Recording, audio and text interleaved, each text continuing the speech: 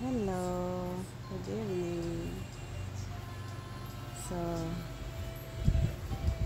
kwento ko yung may vertigo nga tao, no? Kapag may vertigo ka, yung feeling mo nahihilo ka.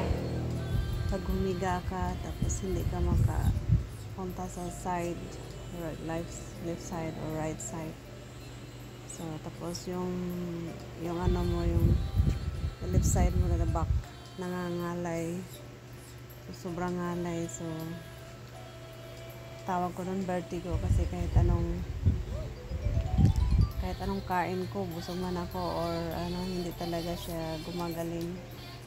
Meron talagang time na sumusumpong yung vertigo ko. So, hindi anemic. Kaya pag sumumpong yung vertigo ko, alam ko na yun na maatake na naman. So, kailangan kong bumili ng medisina. So, bumili ako ng yung ininom ko ngayon is Betahistine. Tapos kasi yung Circ, hindi ako hiyang, nahihilo ako lalo. So, Betahistine, yun yung kahit papaano nakahiga na ako, straight nga lang. So, hindi ako pwedeng lumingon sa kabila o sa kabila man. Kaya itong batang ito, pag umiiyak siya, kamay, hinahawakan ko lang sa kamay yung katawan niya kahit hindi na ako nakatingin sa kanya kasi umiikot na yung paningin ko.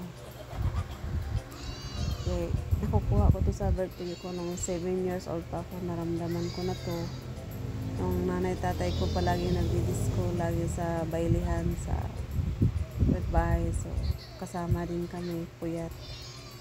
So doon ko to nakukuha kasi ang vertigo, ang bawal sa vertigo is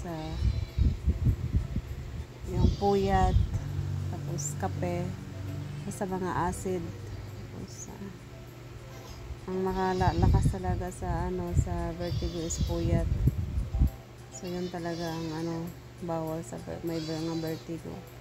Ay yung nanay ko na naintindihan ko kung bakit siya nahihilo kahit daw busog. Kasi tumatake yung vertigo eh. Sa vertigo, matagal mawala ang vertigo kahit uminom ka na ng gamot, nalulula ka pa rin.